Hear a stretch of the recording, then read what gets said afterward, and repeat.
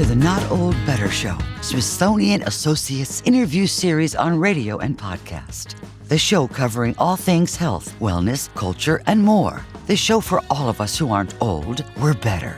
Each week, we'll interview superstars, experts, and ordinary people doing extraordinary things, all related to this wonderful experience of getting better, not just older. Now, here's your host, the award-winning Paul Vogelzang.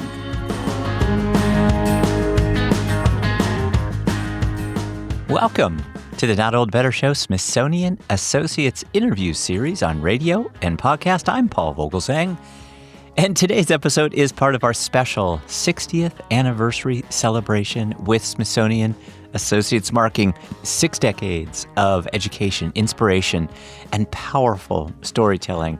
And this one, friends, today is both powerful and long overdue. I'll tell you why. You're about to hear a remarkable conversation with Smithsonian Associate Patricia LaBounty, curator of the Union Pacific Railroad Museum. I love trains. And this is a program that is about an exhibit there that challenges history's blind spots and spotlights the women who helped build and quite literally run the railroads of America. Patricia LaBounty will be appearing at Smithsonian Associates coming up. The title of her presentation is Move Over, Sir, Women Working on the Railroads. Just a fantastic conversation. You're just going to love this. More details are available via links in our show notes today for where you will find out about Patricia LaBounty's upcoming presentation. But we have Patricia LaBounty today. Again, the exhibit at the Union Pacific Railroad Museum is titled Move Over, Sir, and the title isn't just clever, it's a line drawn in iron, a statement about persistence in the face of exclusion. When we think of the railroad, we often picture smoke-belching locomotives, dusty rail yards, and stoic men in overalls. What we don't picture, at least not enough, are the women at the telegraph, in the ticket booth, on the repair lines, and yes, in the engineer's seat. From the Civil War, when more than 100,000 women filled vital rail roles as men went to battle, to the 1930s, when Union Pacific created women-only cars staffed by trained nurse stewardesses, to trailblazers like Bonnie Leake, we'll talk about today, the first female engineer at the Union Pacific. And we're going to talk about Edwina Justice, the first Black woman in that role. This is history that's gritty, it's inspiring, and it's still unfolding. Smithsonian Associate Patricia LaBounty joins us to share these stories and more. Women who were often told to step aside, sit down, or stay home, and they refused. These are the voices that helped carry the country forward via trains. As I say, I love trains. It's an honor for me to put them front and center in our program today. So settle in. You'll never hear the words all aboard quite the same way again. Here now, with the great music of trains in the background, a nod to the rail era that changed this country. Our conversation with Smithsonian Associate Patricia LaBounty, curator of Move Over, Sir, at the Union Pacific Railroad. Smithsonian Associate Patricia LaBounty is joining us today. Welcome, Patricia. Well, thank you for having me, Paul. I'm excited to be here. You know, I have to tell you right out of the gate, I am excited too. I'm a train person. My whole family are all train people. My son is a train person. We ride the trains a lot. You and I are going to be talking about trains today and the museum and the wonderful exhibit Move Over, Sir, including your upcoming Smithsonian Associates presentation with that same name. Why don't we start there? Maybe give us a sense as to what you're going to tell us at Smithsonian Associates. And in particular, we're all on Zoom these days. How will you engage us with Zoom? Yeah, that is a great question because sometimes we're all a bit done with Zoom, right? Right. You know, blah, blah, blah. But I have to say that even though this is a PowerPoint in its totality, I am using image assets from the Union Pacific collection. So I'm showing, women throughout time that have worked on the Union Pacific Railroad, from 1862 onwards, which is really exciting. Everything before 1862, I may have borrowed from the Library of Congress a little bit just to illustrate a point. So we're going to have some great imagery to look at. But I think probably the most exciting thing for me is I had the opportunity to interview Union Pacific's first female engineer, Bonnie Leake, in 2017. And I've included 3 excerpts of that interview and oral history with Bonnie to also highlight some of the points that I'm trying to make throughout. So I'm most excited about that. She was an engaging person, delighted to be able to meet her and have her in our space in 2017. And I know that she, if she were still alive, would be delighted to be part of this going forward. Well, I like to use these interviews to kind of tease our audience a little bit about what's coming. But you brought Bonnie up, and she certainly came up in my research about you and your work. Maybe tell us a little bit about Bonnie Leake and what makes her so important. Aside from the obvious, what did you learn about her in meeting her and in your own research that you just found fascinating? Because this is a fascinating subject in and amongst a very fascinating work. So I think Bonnie was an unusual person in many respects. So she was extremely pragmatic, which was exciting. But more than that, not only was she Union Pacific's first female locomotive engineer and, groundbreaking in that way, uh, breaking down processes, outlining new processes, calling into question, why do we do it this way? Is it just for me? Is it for everybody? But also, Bonnie was a single mom who was also a railroad employee. And so this type of work, and she mentions it in her interview, she was working every 8 hours she would go to work. So imagine that you're 8 hours on, 8 hours off, 8 hours on, 8 hours off. And imagine raising a child, and then imagine raising a child by yourself, essentially. And what she had to organize and have in place to just be able to come to work. And, I think she was just such a unique character and at such a unique time. The coolest thing about Bonnie is she had no idea. She was just living her life and doing her thing. And she really was just being herself and doing her work and what she needed to do to take care of her family. And she was honestly floored that we wanted to interview her because she didn't really understand why. You know, You're I a think that star. probably sums it up, right? Yeah, She's yeah. just a regular person doing a regular job at a really amazing time period, and broke down barriers for everybody else. Yeah, such a fascinating person. Being an engineer, we have so much wonderful lore associated with it, and it really, it rises up to the top, I think, of most people's kind of just dream occupations. But it's a gritty job. It's hard work, and having a schedule like that, 8 hours on, 8 hours off, that really must have taxed her and her family. Do you think she was up to the physical parts of the job too? And was that something that you learned more about? Absolutely. So, as far as the physicality of the work, I would say locomotive engineer is probably down there a little bit as far Okay. as working on the railroad. Certainly, when Bonnie was doing that job. So, one really common misconception people have is that the locomotive engineer is only in charge of operating the locomotive. The conductor, who is in the cab with the engineer, is in charge of everything the train is hauling. And then, of course, you had a brakeman at that time who was in charge of the operations of the cars. And so the locomotive engineer's job wasn't as physical as some of those other jobs working on the railroad. Or, for example, some of the women who were working as signal maintainers or working on maintenance away or in the yard itself, where you had to have some degree of physicality to throw switches and, move track with a lever, essentially.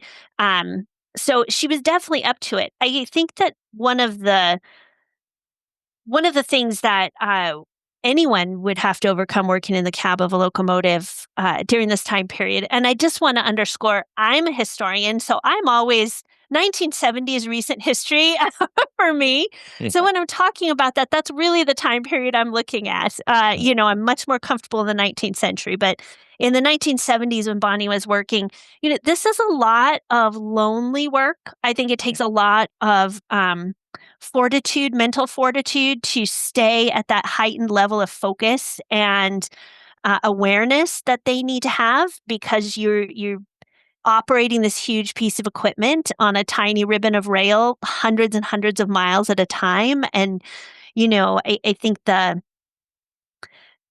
attractiveness of being lulled into that sense. If you've ridden a train, it's kind of a beautiful lullaby as you're sitting in the train. Imagine, doing that for 8 hours, but having to be on the ball every moment that you're in the cab of that locomotive, because you're responsible for the operation of that locomotive and that train. And so I think that mental fortitude is something that I think is the most taxing part of that particular role. And Bonnie certainly had that in spades.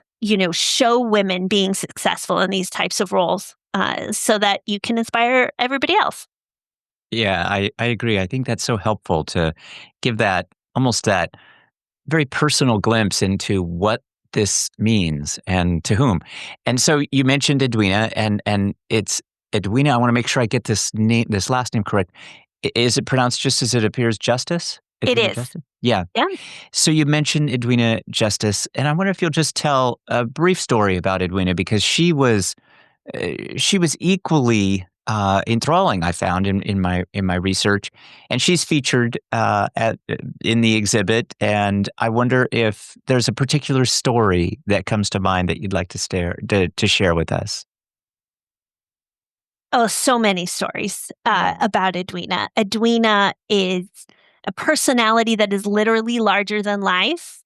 She is all of a person and then some, which is exciting. And she brings a level of passion and interest and curiosity to everything she does, whether she's volunteered here in our building before, to becoming a locomotive engineer, the first Black female locomotive engineer for Union Pacific, just after Bonnie was the first female. And it's interesting because I think the most compelling story that Edwina told us about that is how she became interested in being a locomotive engineer. And it turned out that she had some male colleagues who wanted to give her a tour of a locomotive cab.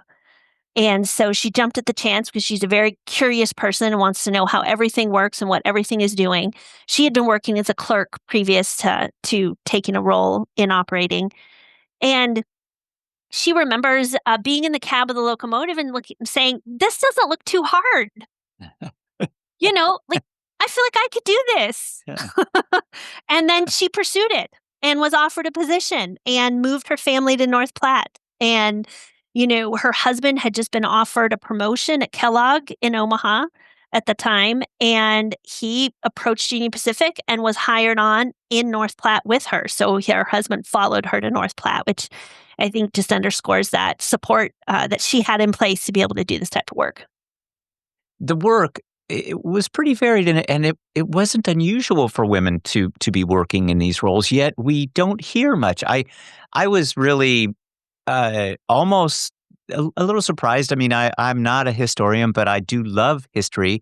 These names, Bonnie Leake and Edwina Justice, they were very new to me. Why do you think it is that many of us, me most definitely I'm referring to, are learning about this and women's role in on the rails for the first time? I think that is a big question, right? It's a big question about prioritizing stories, about who do we choose to listen to or give bandwidth to in any given setting over time, and why. I think that the story of women working on the railroad since the Civil War, and actually since the inception of railroads in the United States, so that's 1830s forward. So it's going to be no surprise to anyone that women work. There is working women everywhere. And whether that work is paid work or not paid work, women are definitely part of the workforce. Broadly and specifically in the broadly, Yeah, Yeah. broadly, and Yeah. also specifically in railroads, Yeah. and Yeah. women first started appearing in railroad work in professions that could be sequestered away from the public. So, like telegraphers or telegrapher agents in a station. So, you would be in a back room, much like telephone operator work later, became a very women accessible field. Um, that type of work is where women first intersected with the railroad. But when you think about the times that women were drawn into non-traditional work and when they were pushed out of non-traditional work, it was frequently surrounding wartime. So World War I, Civil War, World War II, there was a shortage of available labor because the labor market was, divided or decimated by men largely going off to fight. Then you had all of these jobs that still had to be done, right, for the infrastructure of the United States. And then women would be called upon to step into those roles. And, women and minorities. So there was opportunity in that wartime can-do attitude to kind of change up how we felt about ourselves or how we felt about work or how we felt about each other doing this work. And so women were pulled into non-traditional roles that maybe they wouldn't have been um, given permission or allowed to do, at least from a social norming situation previous to that. So when you had this, women entered into these roles, executed them beautifully.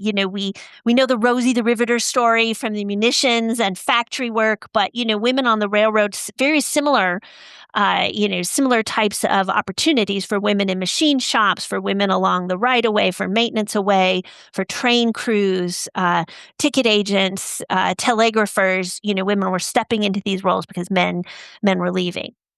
But the wartime story post-war became a very different narrative, right? So it was easy to step into these roles and succeed because women obviously are capable of doing all of these things.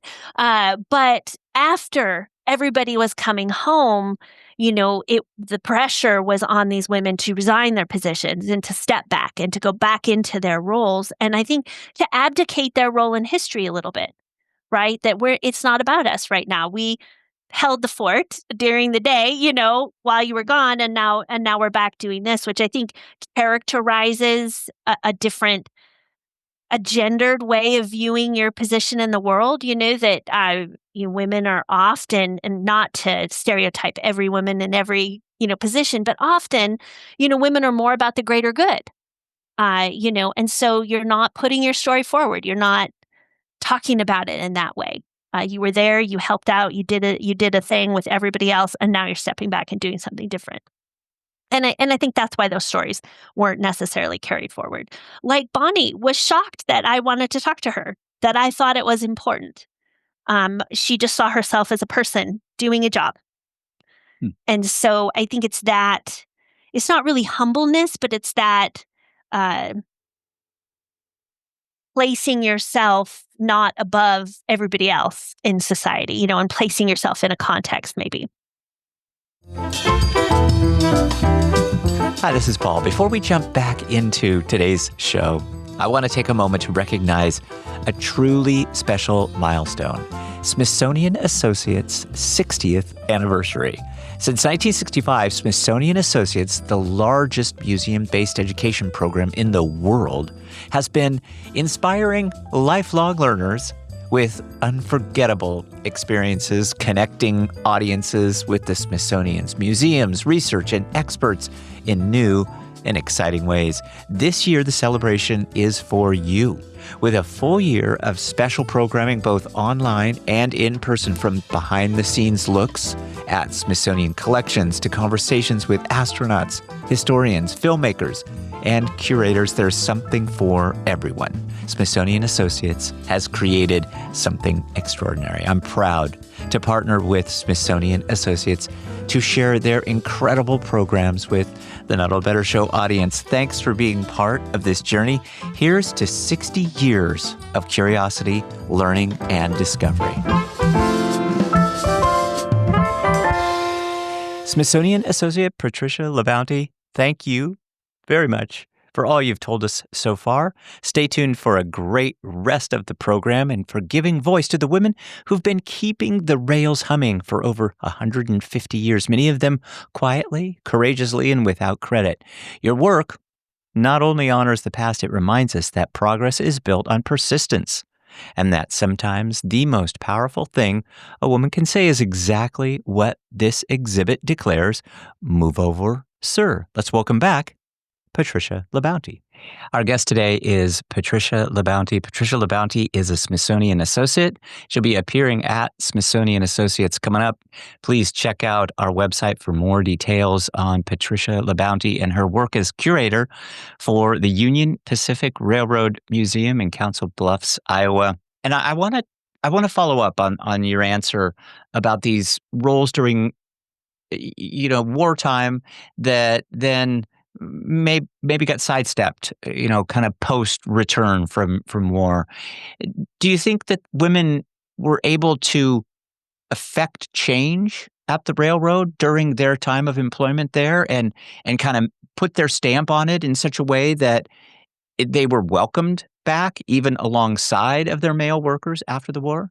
I know in some cases that's accurate, and that's true. Obviously not in every case. Right. But I think that every time women are demonstrating competency in a field that's considered not women's work, through time, just became another step in the staircase, to success, or making a case that this is work that women should be in and could be seen in. Doing. And so, definitely, I think the experience of individuals both coming back from war, going to war, the men who stayed behind in a protected employment like railroad work was that, okay, well, they could actually do the work. Like, this makes sense. They're executing the job. It is interesting, though, because we have a collection from a railroad telegrapher during World War II. Her name was Irene Friesen.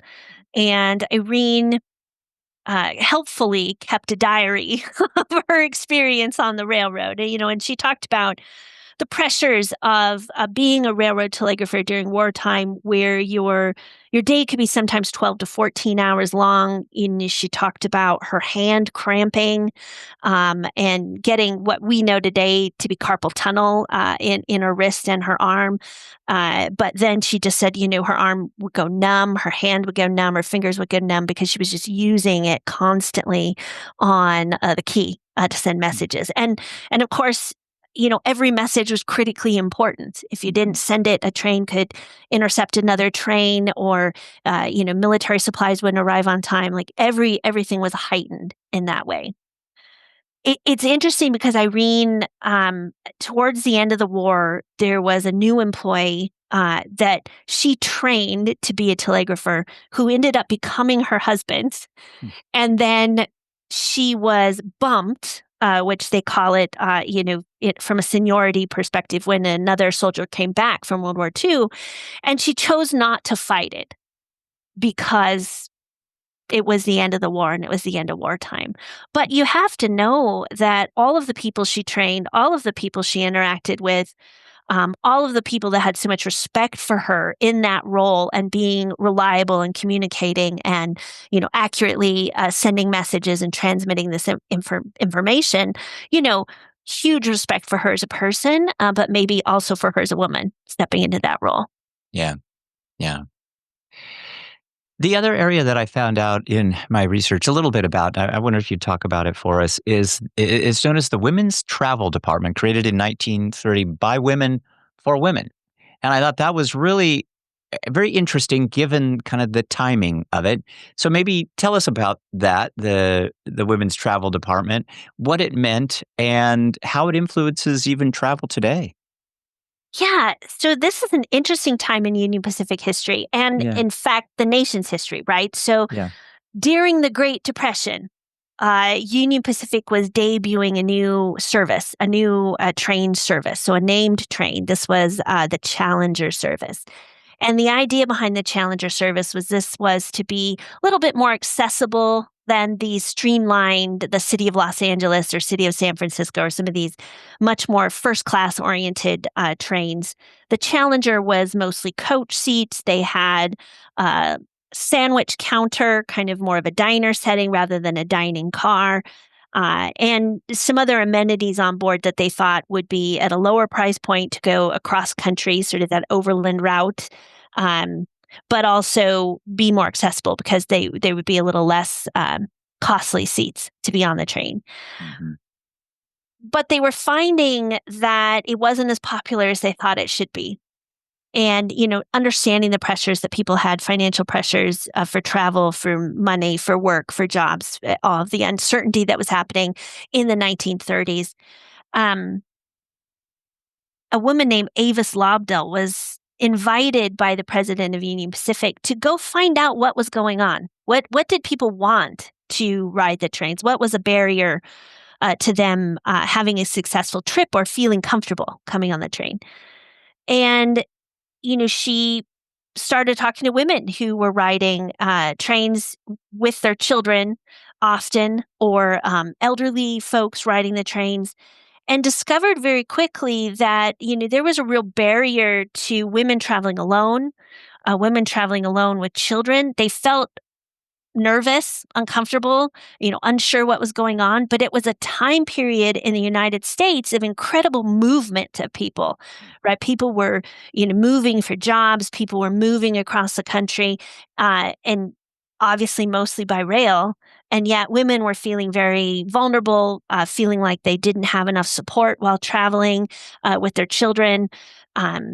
This is obviously before, all the conveniences we know today of, disposable diapers, etc., formula, all the things you might need, baby food, all the things you might need for your kids. And so they were having to, some of these 4-day train trips, manage having children on the train.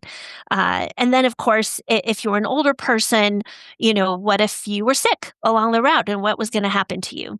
And so Avis, after spending a long time traveling the network, talking to passengers, talking to people in stations, talking to people in towns that the train visited, discovered that women really needed a different level of service.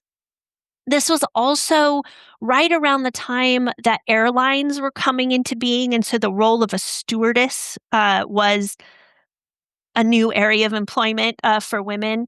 And Avis decided what Union Pacific really needed was a stewardess, but also a nurse. And so she created the Women's Travel Department that was a fleet of fully certified RNs who, had their own uniform, had their own brief. They intersected with a network of surgeons and railroad surgeons that were already in place across the rail network for employees, intersected with them if they ran into something on board that they didn't feel that they could handle. They could reach out to a surgeon by telegraph or radio for additional support, and then maybe arrange something at the next station if it were a serious issue. But they helped women with reading to their kids while they went to have a sandwich or a cup of coffee, or, helped someone go up and down the stairs, might be uncomfortable if you had a disability or you were an older person. Mm-hmm. They helped people make choices about their travel, their trip. They made them feel comfortable. They heated bottles. They brought you water. They brought blankets. They made you comfortable within this for the duration of your trip. And Union Pacific even went so far as to create women's only coaches, Mm-hmm. where even the conductor had asked permission to come into the coach. And that made the women feel much more safe and accommodated to travel these overnight trips and, long distance overland trips. And it was wildly successful for Union Pacific, and increased ridership, increased ticket sales, and really only stopped because of World War II, when all of these women who were also RNs went into, military service, most of them as military nurses. Mm-hmm. Fascinating. Smithsonian Associate Patricia LaBounty has been our guest today. I know you're very busy. We certainly appreciate your time. I could talk to you about trains for a long time, Patricia LaBounty. I know our audience is enjoying this. I think many look at trains with a little mist in their eyes. This is something that is a romantic part of our history, and in some ways, very much contributed to the transportation aspects as well as the growing economic aspects of our country. But still, it's a wonderful thing to ride the rails. And so, when you think about Move Over, Sir, the exhibit, what is it that you hope people will reflect on when they see the exhibit? What do you hope to inspire with it? I hope to inspire people that, as you pointed out at the very beginning, that just because we haven't heard these stories doesn't mean they're not there. Like, Yeah. this has been going on and will continue to go on. There are women who work on the railroad today and make beautiful contributions from an operating standpoint or from a managerial standpoint. And, I hope it inspires curiosity more than anything else. Like, I didn't know that. Hmm.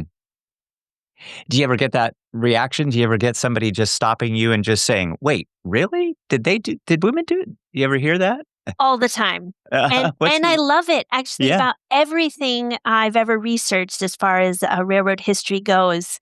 Our vision at this museum is to ignite curiosity. And I think that railroad history, it's so easy to do that Yeah. because everybody knows trains, but you don't really know trains. Right. Right.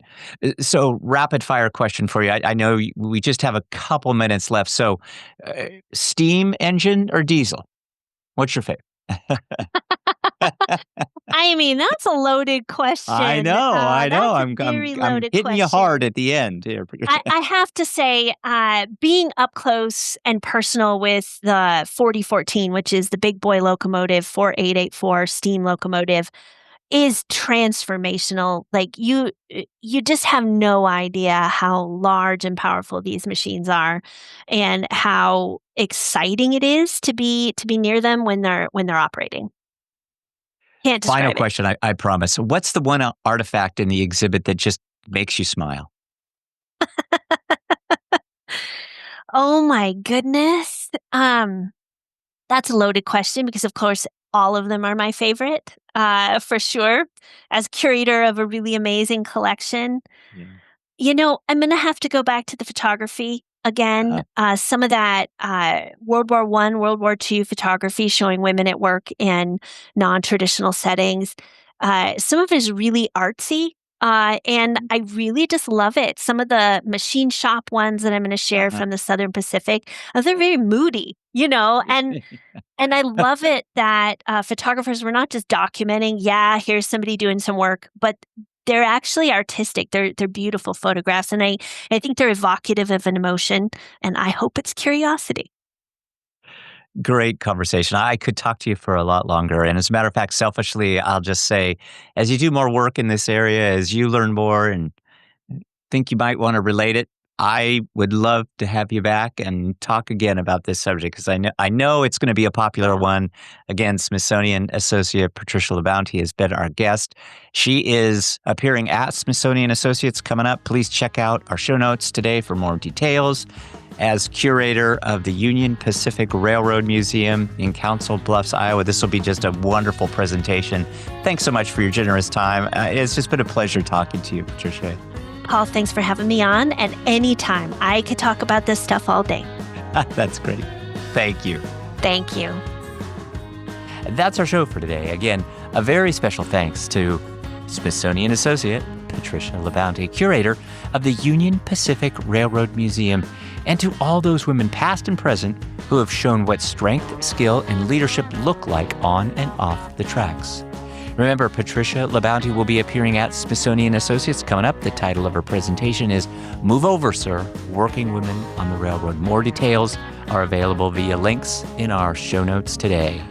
To hear more inspiring conversations like this one and explore our full archive of interviews, visit us online at notold-better.com. While you're there, you can listen to past Smithsonian Associates episode and catch up on our 60th anniversary series with Smithsonian Associates. Follow us on social media, Twitter, X, Not Old Better, Instagram, @NotOldBetter. And if you enjoyed today's episode, please Share it with someone who appreciates history, grit, and a good story well told. This is a production of NOBS Studios. I'm your host, Paul Vogelzang. Thanks for spending time with us today. I hope you'll join me again next time. Until then, be well, be safe, and remember, let's talk about better. The Not Old Better Show Smithsonian Associates Interview Series on radio and podcast. Thanks, everybody. We will see you next week.